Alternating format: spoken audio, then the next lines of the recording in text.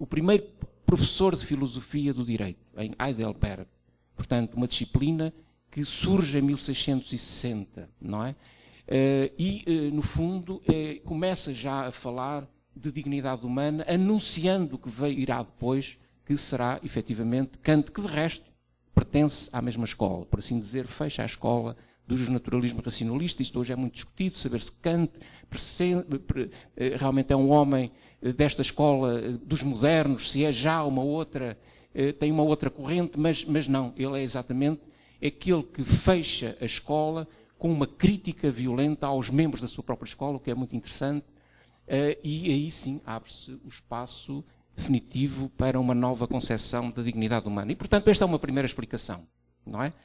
Exatamente, tudo poderia começar no século XVII e XVIII, mas não começou porque esta escola seguiu um outro caminho de fundamentação.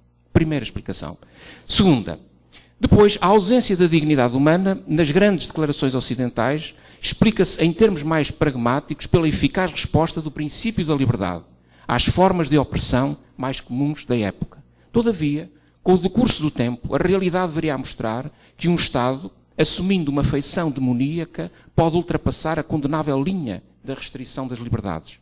E hoje todos sabemos que, para além das possíveis derivas estaduais, os riscos de desumanização, os riscos agravam-se nas nossas frágeis e expostas sociedades tecnológicas.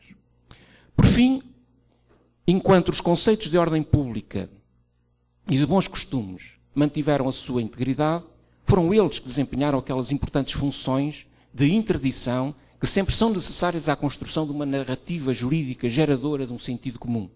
Ora, a partir do momento em que o projeto da modernidade societária entra em crise, em que emerge o narcisismo como uma nova forma de individualismo, é a emergência do indivíduo que não se deixa institucionalizar e que progressivamente vai construindo a sua própria narrativa, aliada dos valores morais e sociais protegidos por aqueles conceitos. Daí o processo de desconstrução a que eles vêm sendo sujeitos. Uma vez que cada vez mais a esfera privada se transforma na expressão do desejo, a ideia de enquadramento do sentido garantido pela ordem pública e pelos bons costumes fica cada vez mais debilitado. O processo de deslastramento da ordem pública e dos bons costumes é acompanhado pelo revigoramento das ideias de autonomia, de consentimento e de autorrealização. Portanto, o hiperindividualismo em que nós tendemos a viver põe exatamente em causa conceitos que eram conceitos fundamentais da nossa ordem jurídica, que eram os conceitos de ordem pública e de bons costumes. Esses conceitos realmente estão hoje um pouco em crise, não é? Em suma,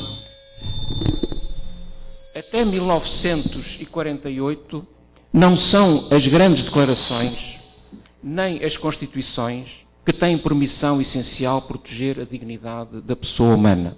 Outros normativos existem, próximos do jurídico, que cumprem essa tradicional função.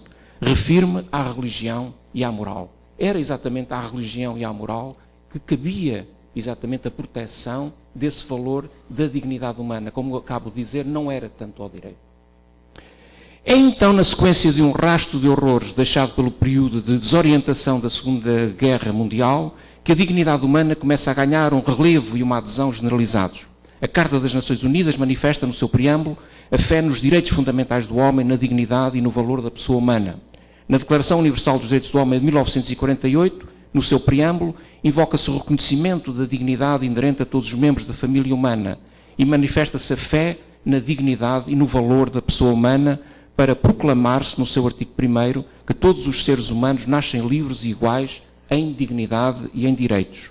Mais do que simples tópico de especulações filosóficas, a dignidade tende a ocupar no sistema jurídico uma posição referencial de sentido. Na Convenção Europeia dos Direitos do Homem, de 1950, embora não se mencione exatamente a noção de dignidade humana, pode ler-se no seu artigo que ninguém pode ser submetido a torturas, nem apenas a tratamentos desumanos ou degradantes. Deve, no entanto, dizer-se que na Europa, tanto os textos vocacionados para a proteção dos direitos do homem, como os principais tratados, não referem a expressão dignidade humana. Por exemplo, o Estatuto do Conselho da Europa de 1949, organização em cujas finalidades principais se encontra a defesa dos direitos do homem, não menciona a dignidade. O mesmo sucede num período mais avançado com a Carta Social Europeia de 1961. No que respeita aos tratados, é a origem económica das comunidades europeias que explica que a ideia de dignidade não estivesse presente. É que nós temos na Europa um problema. Nós começámos a construir a Europa pelo aço e pelo carvão, não pelo problema da dignidade, não é? E, portanto, isto realmente há aqui um pecado original, não é? Que explica também porque a própria expressão dignidade não esteja gravada desde o início realmente nas cartas europeias. É à via interpretativa que se deve a sua progressiva integração. A recepção expressa e aberta da dignidade da pessoa humana, embora circunscrita aos âmbitos da biologia e da medicina, operar-se-á em 1996, com a Convenção de Oviedo, destinada a disciplinar as questões da bioética. Tal como já se referiu, o Conselho da Europa, ao proteger o valor do homem e não o seu agir, consagrou a dimensão ontológica da dignidade da pessoa humana e não a dimensão ética. Dada a sua particularidade, não poderíamos esquecer a Carta dos Direitos Humanos da União Europeia, de 2000. Sistematicamente, ao constituir-se na epígrafe do capítulo 1, a dignidade adquire na Carta um papel de centralidade. Os 5 artigos que constituem este capítulo relacionam a dignidade humana com o direito à vida, com o direito à integridade do ser humano, com a proibição da tortura e dos tratos ou penas desumanos ou degradantes e com a proibição da escravidão e do trabalho forçado. Entretanto, será um movimento constitucional que virá a consagrar a força impositiva da noção. Importa começar por sublinhar o artigo 151 da Constituição de Weimar, de 1919, e a referência existente no preâmbulo da Constituição da Irlanda, de 1937. Um pouco mais tarde, o caráter humanista da Constituição japonesa, de 1946, não deixa de pré-anunciar a linha que viria a generalizar-se.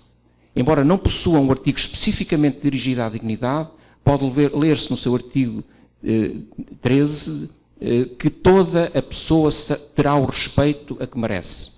A Constituição italiana de 1948, ao reconhecer a iniciativa económica privada, sublinha que ela não deve entrar em contraste com a utilidade social e com os valores da segurança, liberdade e dignidade.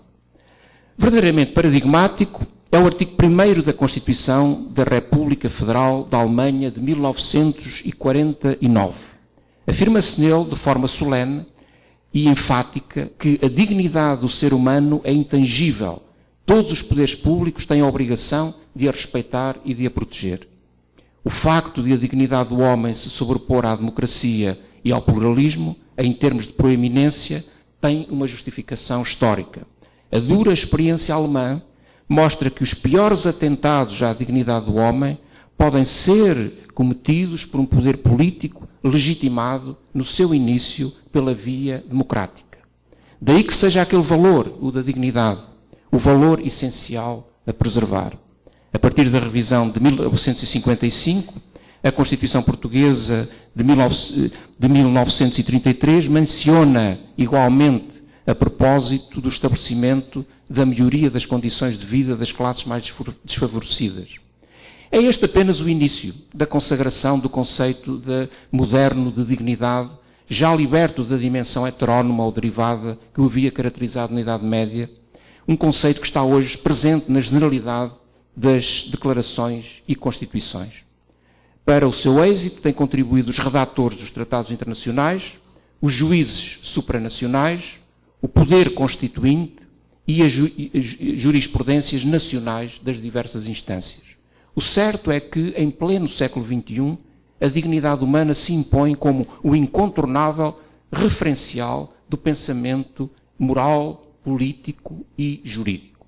Bom, então se é assim, se já estamos a ver como é que realmente surgiu e se foi impondo no meio jurídico realmente este conceito de dignidade humana, então agora temos que ir para questões mais práticas, embora possam parecer muito teóricas, não é? Mas realmente é uma questão prática, que é a tentativa de circunscrever a dignidade humana.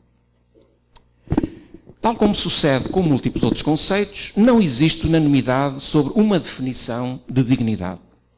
Esta dificuldade contribui muito para o abuso da sua utilização. Abuso frequentemente aproveitado pelos seus detratores, através da invocação de alguns exemplos de resultados não muito felizes, extraídos da jurisprudência como demonstração da sua inutilidade. O direito internacional não oferece uma definição universal de dignidade.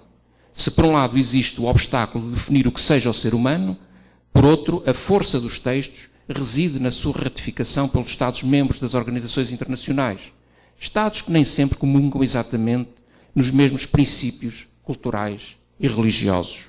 Compreende-se assim que os textos internacionais invoquem os grandes princípios, deixando em suspenso a sua definição. Não quer isto significar a total ausência de iniciativas noutros segmentos jurídicos. Na doutrina existem diversas tentativas. Von Winthrich sustenta que a dignidade humana consiste no que o homem, enquanto criatura ético-espiritual, pode, pela sua própria natureza, conscientemente e livremente, autodeterminar-se, formar-se e agir sobre o mundo que o rodeia. Tal é o caso de uma sentença do Tribunal Constitucional Espanhol, em que expressamente sustenta que, é outra definição, a dignidade é um valor espiritual e moral inerente à pessoa que se manifesta singularmente na autodeterminação consciente e responsável da própria vida e que leva consigo a pretensão do respeito por parte dos demais. Poderíamos continuar a invocar definições. A verdade é que estamos perante o mesmo fenómeno que encontramos quando queremos definir o que seja o direito ou a justiça. Os conceitos, nos diversos planos em que se encontrem, fazem a sua história ao lado de outros conceitos, ganhando o seu espaço próprio ou integrando no seu âmago componentes advindos destes. Ora, no que respeita à dignidade humana, sempre será necessário considerar previamente o que sejam a humanidade e o ser humano. Estamos perante grandes categorias, como ainda a de natureza, a de estética e muitas outras, rebeldes à definição. Como já foi referido, definir juridicamente a humanidade é uma tarefa ambiciosa, mas aleatória. Fazê-lo filosoficamente é recuperar e prosseguir uma árdua tarefa, sem a certeza de se chegar a um porto seguro. Importa assim ter sempre presente que o conceito de humanidade aponta para um sentido pouco tranquilizador. Para um homem que, enquanto ser constituinte da humanidade, está em perigo de se perder. Daí que a humanidade se afirme nas vestes de vítima, quer no âmbito dos crimes contra a humanidade, quer no que respeita à proteção do património comum da humanidade. Em suma, a procura de uma definição adequada de dignidade humana, dada a sua interminação, será sempre uma tarefa não só vã e interminável, como, porventura, dispensável. Não só a definição dos seus pontos conotativos mais evidentes parece da mesma dificuldade, como é muito elevado o risco de se deixar de fora de uma definição aparentemente correta aspectos essenciais. Tenhamos sempre presente a famosa máxima de Javoleno, que vem efetivamente no Corpus Juris Civilis, no qual afirma que omnis definitio periculosa est. Nós, juristas, nunca nos devemos esquecer disso, não é? Definir é recortar. E, portanto, devemos sempre evitar abusar realmente da definição. E, sobretudo, definições que possam ter consequências na prática jurídica. Se a tarefa é impossível de ser concretizada, em termos consensuais, o obstáculo é passível de ser contornado. Para tanto, basta que o conceito seja abordado pelo seu lado negativo, seja delimitado progressivamente e ao contrário. Será então a consciência da negação da humana dignitas, da sua violação, que fará crescer no espírito uma clarividente noção do que ela efetivamente representa e de como ela se deve repor. Na verdade, a avaliação da afronta, do ultraje e da ofensa a que as relações humanas estão sempre sujeitas é mais fácil e execuível do que a sua organização de um modo correto. Utilizando uma imagem, quem quer que se situe no centro das capelas imperfeitas do Mosteiro da Batalha, apercebe-se os traços essenciais e da grandiosidade que eles teriam se a obra se tivesse realizado na sua totalidade.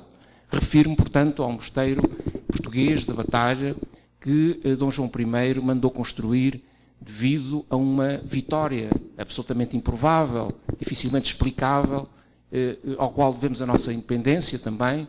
Foi uma vitória sobre os castelhanos e em que ele, enfim, como agradecimento, constrói o mosteiro da Batalha.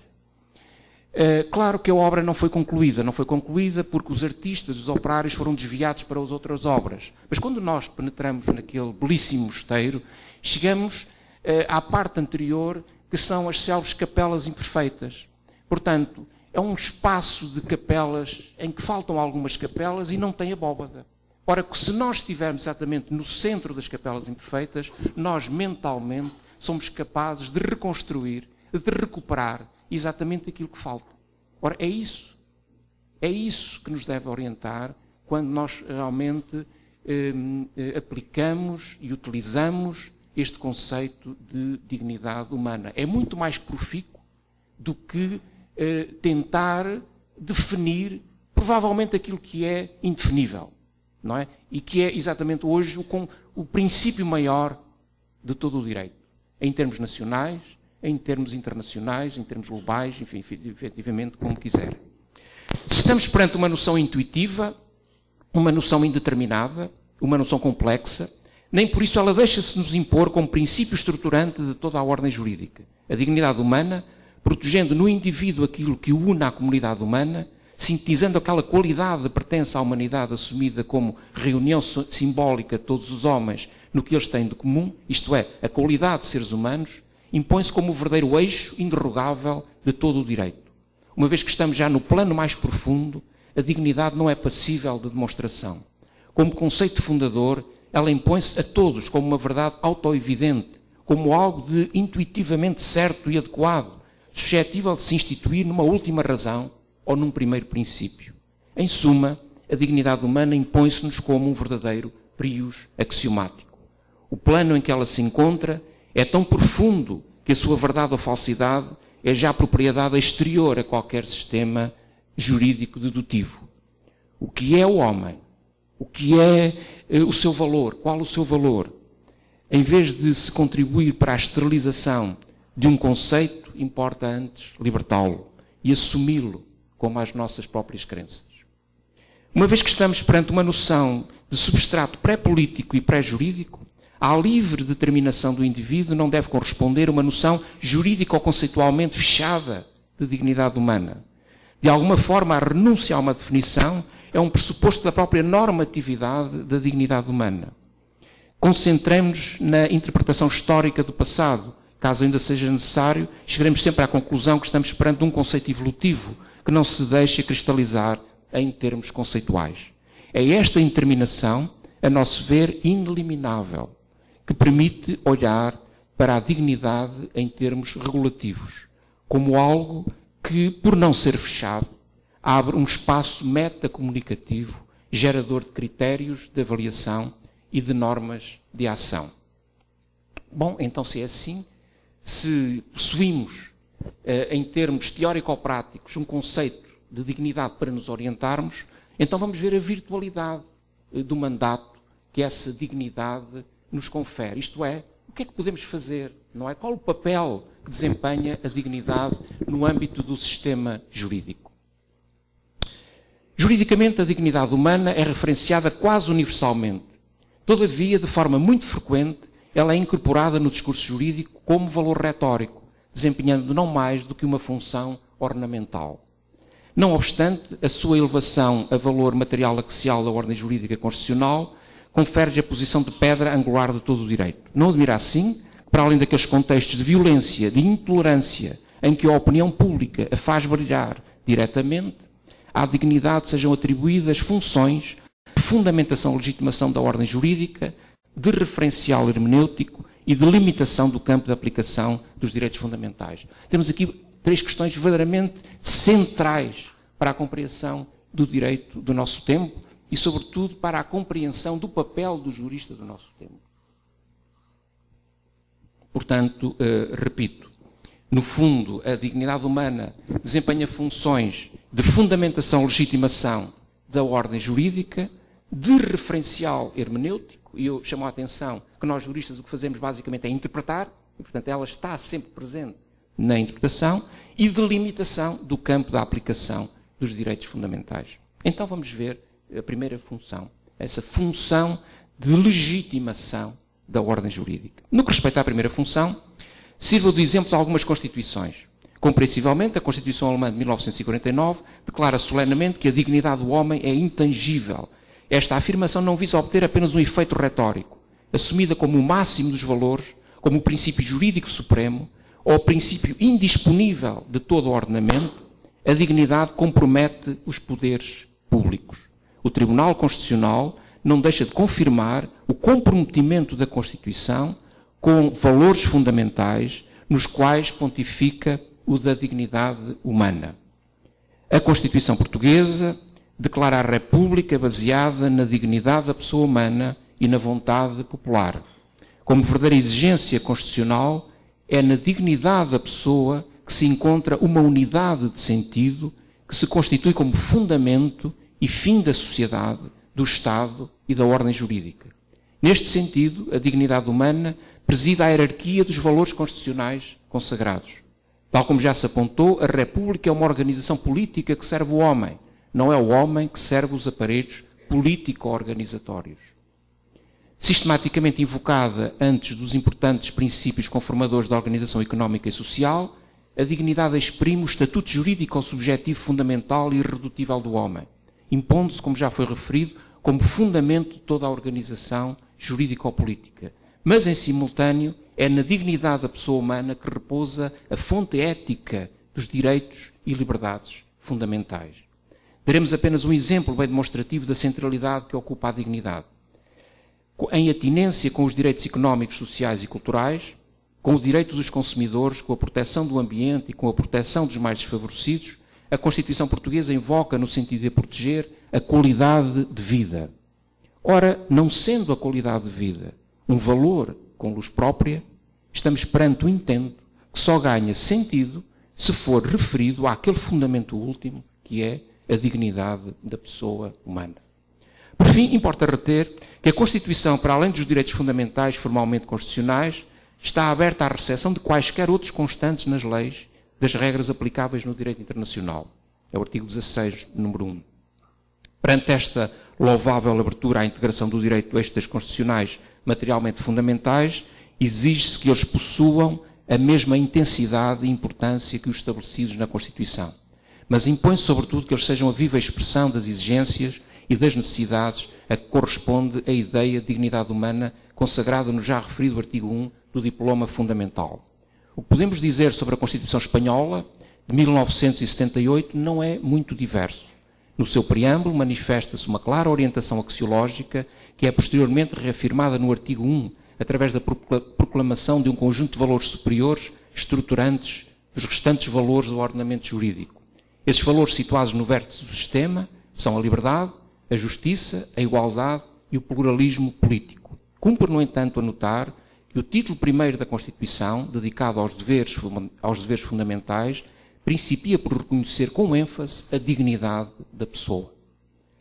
Dignidade que se institui como pano de fundo do desenvolvimento da personalidade e da solidariedade social. Compreende-se que estes valores sejam em conexão com aqueles outros referidos no artigo 1 e levados à condição de fundamento da ordem jurídico-política. A doutrina e a jurisprudência atribuem à dignidade um papel de centralidade. A primeira vê nela o valor supremo do ordenamento jurídico, o verdadeiro núcleo axiológico dos direitos destinados a tutelar a integridade física e moral de cada homem. A jurisprudência, com o mesmo espírito, eleva-a à posição de valor jurídico fundamental. Em suma, a dignidade humana, vinculando todos os poderes públicos e o universo dos cidadãos, ocupa em Espanha a posição de prius, de fundamento material último da organização jurídico-política. Situada no vértice do sistema, é na dignidade que se enraiza o sentido do direito. É nela que repousa o verdadeiro parâmetro de toda a ação justa. Os restantes valores superiores mais não são do que vias constitucionalmente preservadas para a sua realização. É este mesmo espírito que engrandece a Constituição brasileira. Em conjunto com outros valores, a dignidade da pessoa humana, proclamada como fundamento da República, surge e é assumida como um verdadeiro supraprincípio constitucional que ilumina todos os demais princípios e normas constitucionais e infraconstitucionais. No seu artigo 160, pode ler-se igualmente que toda a ordem económica, baseada no trabalho e na livre iniciativa, tem por fim assegurar a todos existência digna. Em todas estas Constituições, e portanto eu, no fundo, mobilizei aquelas Constituições que eu acho que têm uma maior exigência no âmbito da problemática realmente da dignidade, em todas estas Constituições, que apenas exemplificam uma tendência muito significativa, a dignidade humana, ao invés de mero enunciado ético, de caráter programático, impõe-se como critério de fundamentação e de legitimação da ordem jurídico-política. Bom, então, se a dignidade humana desempenha esta função tão importante, que é uma função de fundamentação de toda a ordem jurídica, não é? E eu chamo a atenção para a importância da ordem jurídica. A ordem jurídica, eu, enfim, agora falo para os senhores e para as senhoras estudantes, não é? É uma segunda natureza que nós criamos, não é? Nós ser homens frágeis e indeterminados, não é? A nossa natureza é muito frágil e indeterminada, não é? Eu costumo olhar lá para o meu gato e para o meu cão, eu sei que eles são mais fortes do que eu. Eles não precisam de uma ordem jurídica. E eu necessito absolutamente de uma ordem jurídica. E, portanto, como nós somos muito frágeis, temos esta infirmitas, que é uma característica da nossa natureza, tivemos que criar uma segunda natureza. A ordem jurídica é a nossa segunda natureza. Ora, o que eu estou a falar é de uma questão de natureza e de sobrevivência. Nenhum de nós sobrevive sem a ordem jurídica. Não é? Devemos tudo realmente à sociedade constituída a partir dessa ordem jurídica. Qual é a nossa missão de juristas? É exatamente a de garantir a manutenção do tecido social. Não é? Os engenheiros constroem as casas, os médicos tratam da saúde e nós fazemos com que tudo isto seja possível. Porque nada disto é possível sem a existência de uma ordem jurídica. Não é? Ora, no fundo, a dignidade humana é exatamente a fundamentação última dessa ordem.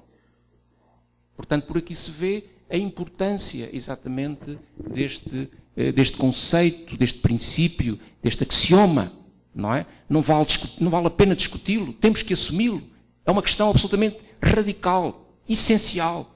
É uma questão de sobrevivência. Podemos não ter consciência disso. Não é? Mas basta pensar o que é que seria de nós sem a existência de uma ordem jurídica. Por exemplo, não estaríamos aqui hoje. Não estaríamos aqui neste encontro, não é? Bom, portanto, em suma, uma fundamentação, a dignidade jurídica como fundamentação dessa ordem jurídica. Mas depois ela está presente realmente sempre no âmbito da função hermenêutica. E como eu dizia há pouco, nós juristas, basicamente, o que fazemos ao longo da nossa vida profissional é interpretar leis. Ora, esta importante função de servir de paradigma à interpretação, em geral, deriva do papel de centralidade que a dignidade humana usufrui nos sistemas jurídicos mais avançados e exigentes. Na verdade, nos atuais ordenamentos com justiça constitucional, a interpretação conforme à Constituição transformou-se num princípio incontornável, num princípio que irradia para toda a atividade hermenêutico-jurídica. Nem sempre assim foi.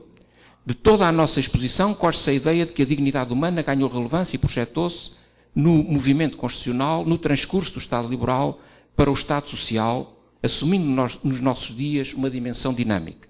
Importa relembrar que o interesse pela interpretação constitucional não é algo que tenha raízes muito profundas.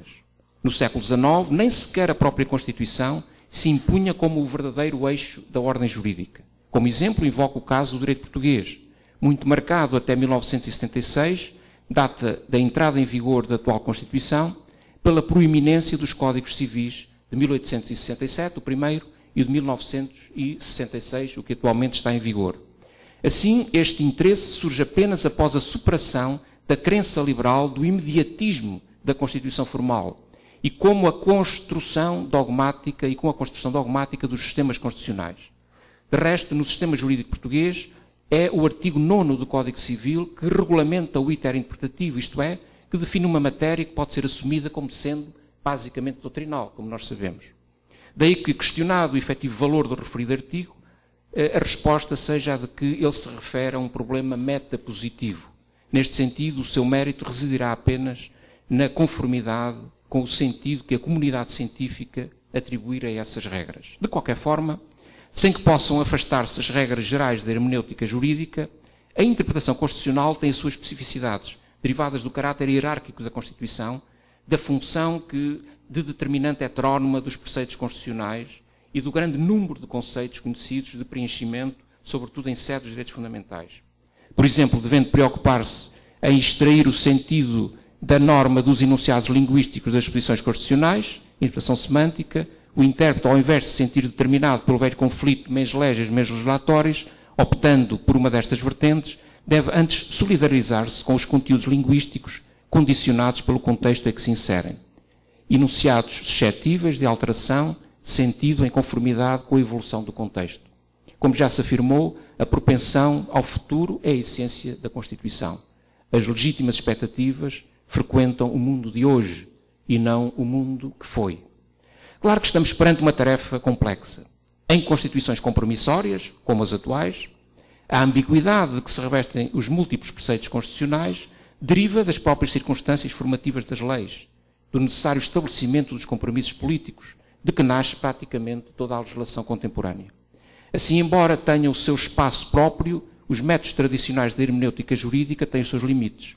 Frequentemente, por exemplo, no que respeita a querelas políticas, tudo dependerá, em última instância, de uma avaliação prévia das consequências previsíveis. De qualquer forma, a tarefa da interpretação constitucional visa realizar a Constituição, e os juristas jamais devem esquecer-se que a dignidade humana é a base e o fundamento de todo o diploma. Daí que não seja admissível aceitar-se a sua degradação a mero topos estratégico argumentativo. Os direitos à integridade do corpo e do espírito, à liberdade de consciência, à igualdade de tratamento, à preservação da intimidade, à identidade pessoal, ao bom nome e reputação e tantos outros, todos estão interligados com o princípio da dignidade humana. Sendo assim, pode sustentar-se a sua elevação a princípio interpretativo dos direitos fundamentais. Importa ainda dar relevo ao artigo 16, número 2 da Constituição, à disposição de que as normas constitucionais e legais relativas aos direitos fundamentais devem ser interpretados de acordo com a Declaração Universal dos Direitos do Homem. Pois bem, ao remeter para esta Declaração de 1948, a Constituição integra no seu seio aquela ideia, contida naquele documento, de que a dignidade inerente a todos os membros da família humana constitui o fundamento da liberdade, da justiça e da paz, assim como aquele enunciado que estabelece a igualdade em dignidade e em direitos. A dignidade humana, não sendo um direito fundamental, constitui-se não só em instrumento de leitura dos direitos fundamentais, como em regra de interpretação do conjunto das normas da ordem jurídica. Ao projetar a sua luz própria sobre os direitos constitucionais, a dignidade humana, ao fazer a ponte entre o normativo constitucional e os valores contemporâneos, abre-lhes o mundo acima daquela situação dialógica em que eles se positivaram, potenciando uma interpretação evolutiva dos mesmos. Neste sentido, em caso de plurissignificação, a norma interpretanda, isto é, a norma que nós estamos a interpretar, deve ser assumida da forma mais acorde com aquele princípio da dignidade humana. De resto, este critério, em bom rigor, deve ser elevado à condição de critério geral da interpretação. Uma vez que a dignidade humana se impõe como princípio regulativo primordial, então este princípio deve impregnar toda a Constituição e, através dela, difundir-se por todas as restantes normas. Nas palavras de um acórdão do Tribunal Constitucional português, não se nega de certo que a dignidade da pessoa humana seja um valor axial e nuclear da Constituição portuguesa vigente, e a esse título haja de inspirar e de fundamentar todo o ordenamento jurídico. Isto é, o nosso Tribunal Constitucional tende a aproximar-se exatamente desta posição doutrinal. Para os juízes deste Tribunal, a dignidade da pessoa humana não é uma simples fórmula declamatória, despida de qualquer significado jurídico-normativo. Ela deve ser reconhecida como um verdadeiro princípio regulativo da ordem jurídica, fundamento e pressuposto da validade das respectivas normas. Bastante próxima desta problemática é a já referida interpretação conforme à Constituição. É este um princípio que deriva do papel da supremacia hierárquica do texto constitucional e do seu caráter normativo. Erigindo-se em referencial permanente de toda a tarefa hermenêutica, este princípio sustenta-se na ideia de coerência do sistema jurídico, na necessária compatibilização inter se de todas as normas. Na verdade, a Constituição impõe-se como o contexto necessário de todas as normas do sistema jurídico. Daí que, em caso de polissemia, de indeterminação intrínseca ou de plurissignificação das normas, se deva preferir aquele sentido que esteja em conformidade com a Constituição. Ou seja, na expressão de um acórdão do Tribunal Constitucional, se deva escolher de entre os sentidos possíveis aquele que não torne a norma conflituosa com a Constituição. Este princípio é, pois, claramente assumido na jurisprudência constitucional portuguesa ao seu mais alto nível. No acórdão de 95, afirma-se que uma forma lapidar, quando uma norma legal seja suscetível de mais do que uma interpretação, uma compatível com a Constituição, outra incompatível com ela, os tribunais devem preferir a interpretação que for conforme à Constituição. Em reforço do agora exposto, acrescenta-se o exemplo da jurisprudência espanhola. Em Espanha, na sequência do artigo 9º, número 1 da Constituição de 1978, onde se afirma que os cidadãos e os poderes políticos estão sujeitos à Constituição, o Tribunal Constitucional reafirma este mesmo princípio da interpretação conforme à Constituição de forma clara e evidente.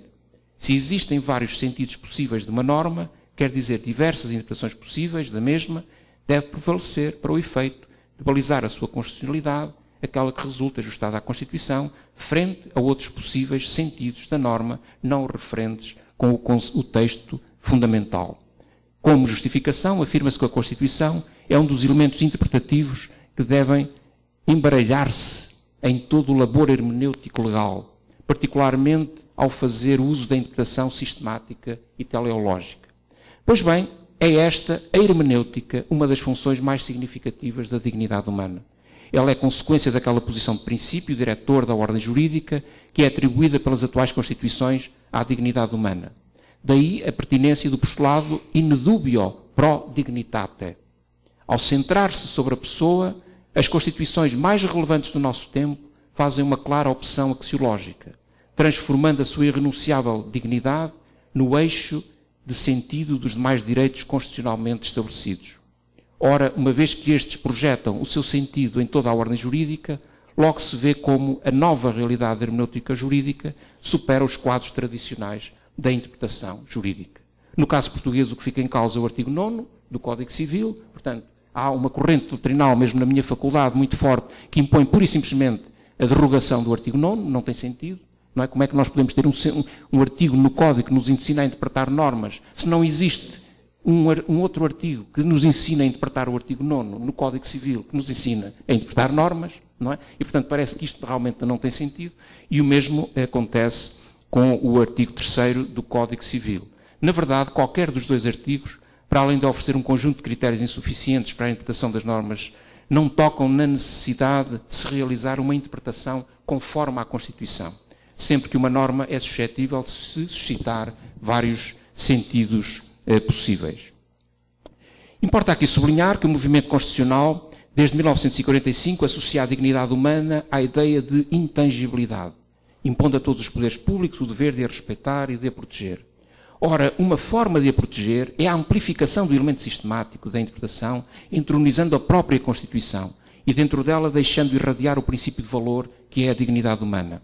Na verdade, embora complementar, a conformidade com a Constituição é muitas vezes um critério decisivo e, embora a dignidade da pessoa humana não se imponha na Constituição portuguesa como direito fundamental stricto sensu, ela acaba, como em muitas outras Constituições, por transcender esse status ao constituir-se em fundamento e critério do catálogo dos direitos fundamentais.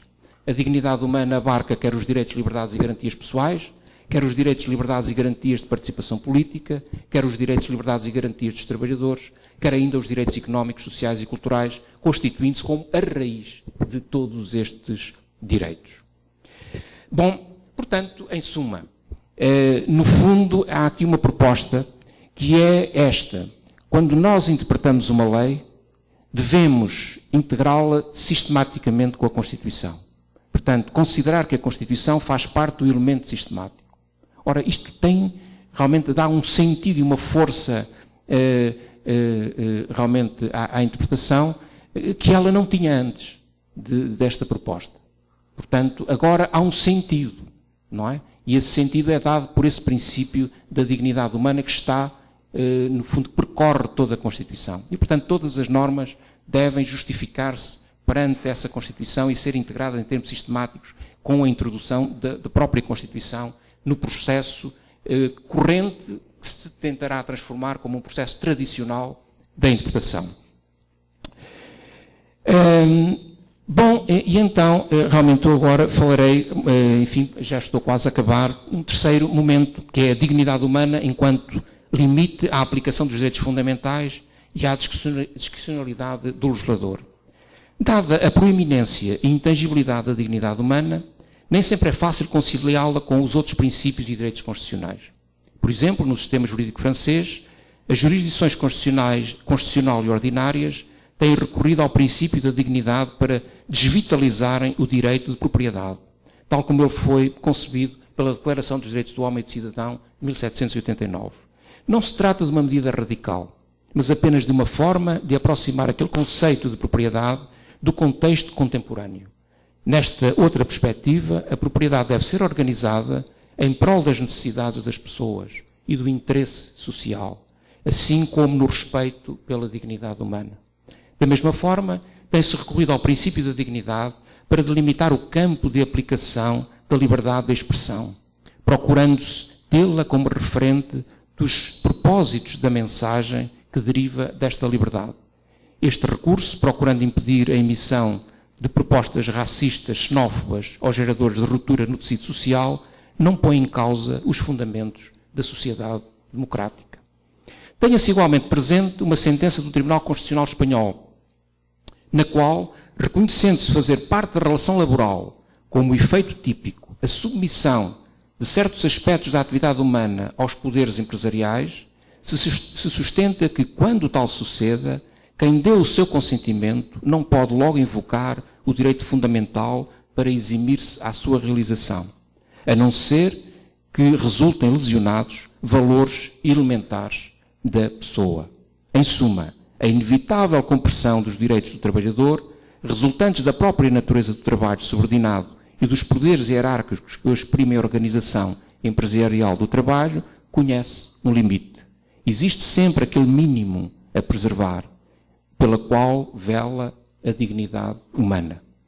De resto, tem todo o sentido relembrar que no nosso tempo o grande repto que é lançado ao legislador é o da necessária compatibilização entre a lógica da racionalidade económica e o necessário respeito pela dignidade dos trabalhadores.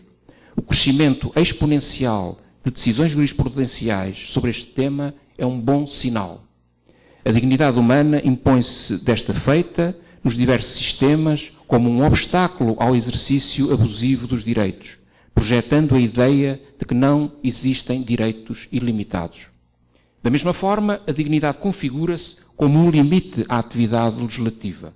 Ela vela pelos equilíbrios constitucionais, não permitindo ao legislador intervenções que descaracterizem irremediavelmente aquelas exigências mínimas, consideradas como fundamentais em áreas como a saúde, a família, o culto religioso. Como exemplo, relembro a declaração de inconstitucionalidade por violação do princípio da dignidade humana, determinado por um acórdão de 2002 do Tribunal Constitucional Português, de um conjunto de normas do Código de Processo Civil que sustentavam a penhora de quantias recebidas a título de rendimento mínimo garantido. Nós em Portugal temos o rendimento mínimo garantido, que é uma pequena contribuição do Estado para que todos possam ter um nível aceitável, ainda que difícil, enfim, num patamar da sua própria vida. Pois bem, o Tribunal considera que este rendimento mínimo garantido não é penhorável. Não é penhorável, exatamente porque ele é o rendimento mínimo garantido. Se fosse possível penhorar esse rendimento mínimo garantido, exatamente estava-se a tocar na dignidade exatamente daqueles que necessitam daquele rendimento mínimo para poder manter a níveis, como todos sabemos, muito precários, mas realmente a níveis minimamente, dificilmente é certo, minimamente aceitáveis.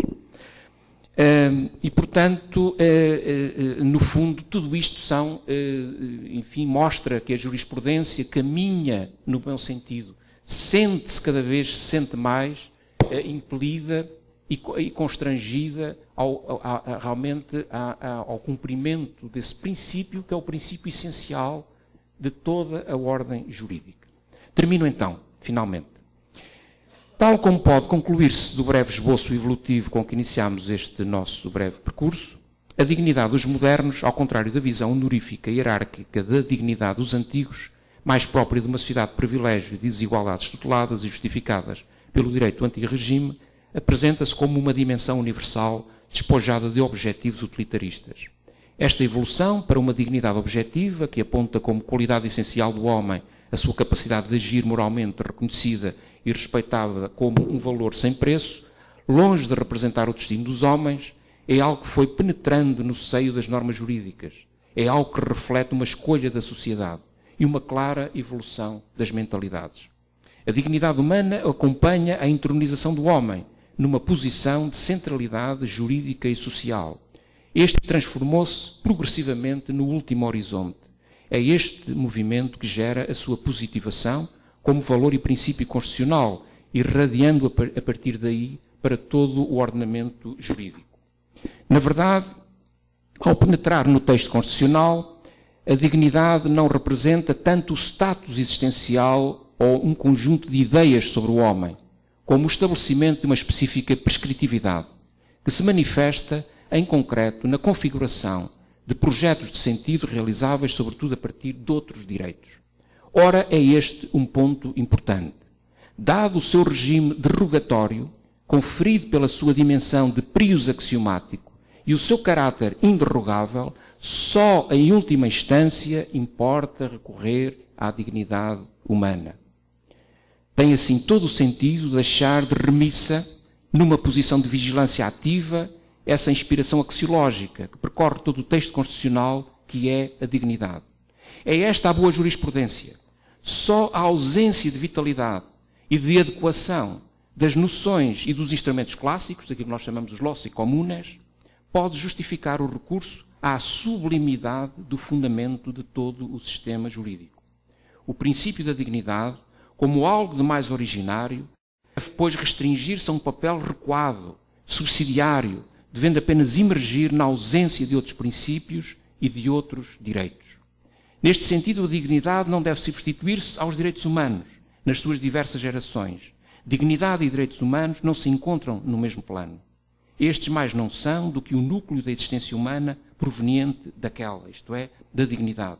Compreende-se então que quer na jurisprudência portuguesa, quer nas outras jurisprudências, este princípio não seja, em geral, invocado isoladamente, sendo antes mobilizado a par de outros direitos. Eu tenho procurado as várias jurisprudências e vejo que as coisas vão no bom sentido. Não quer dizer isto que o princípio da dignidade da pessoa humana não seja só por si padrão ou critério possível para a emissão de um juízo de constitucionalidade sobre normas jurídicas. Existem exemplos concretos dessa possibilidade. Todavia, importa ter sempre presente que este princípio não é algo de puramente a priorístico ou ahistórico, mas algo que justamente se vai fazendo. A dignidade está em permanente tensão com a imperfeição, com a vulnerabilidade, com a transitoriedade, substancializando o valor da pessoa humana e impondo-a como matriz essencial, independentemente dos contextos integrantes e das situações sociais em que concretamente se insira. Nos Estados modernos e democráticos, é ao legislador que em primeira linha compete interpretar, em cada momento histórico, e verter no ordenamento jurídico todos aqueles valores que fluem da interação social, valores entre os quais se encontra a dignidade humana como o mais absoluto de todos eles. Cabe, como sempre cabe, à jurisprudência, pronunciar a última palavra, no restabelecimento de um contínuo e renovado diálogo entre estes valores substanciais e as práticas e valores formais constitucionais. Cabe, pois, confrontá-la também a ela, isto é, à jurisprudência, com uma pergunta. Será a dignidade humana uma mera proclamação retórica, uma simples cláusula de estilo? Caso a resposta seja positiva, estarão definitivamente abertas as portas à edificação de um direito gestionário. Ter-se-á perdido a oportunidade de edificar uma sociedade de justiça. Eu creio que nenhum dos senhores, alunos que estão à minha frente, quererá, com certeza, ser responsável exatamente pelo fracasso da imposição da dignidade humana como princípio fundamental de toda a ordem jurídica e de toda a nossa ação. Há algo que nós nunca nos devemos esquecer. O direito é uma causa. Aliás, a mais bela causa do nosso tempo. E compreendem então porque é que eu exatamente segui um texto e preferi não expor realmente em termos diretos, que seria mais fluente, seria mais provavelmente cativante. Mas é que eu, por um lado, sou um caminheiro de fronteiras. Isto é, realmente sou um pouco apaixonado pela problemática do direito. E as fronteiras, para mim, são questões formais, não é? Facilmente ultrapassáveis. Portanto, eu correria sempre o risco de começar e não acabar o projeto, não é? Isto que eu tinha prometido trazer-vos. Por outro lado, o tema, exatamente, é um tema que abarca tudo, como acabamos de ver. E abarcando tudo, eu acabaria por falar de tudo e acabaria por não deixar mensagem nenhuma, não é? Então preferi, enfim, com pena para todos vós, com certeza, não é? E agradeço a coragem de todos, não é? De ouvirem efetivamente este texto.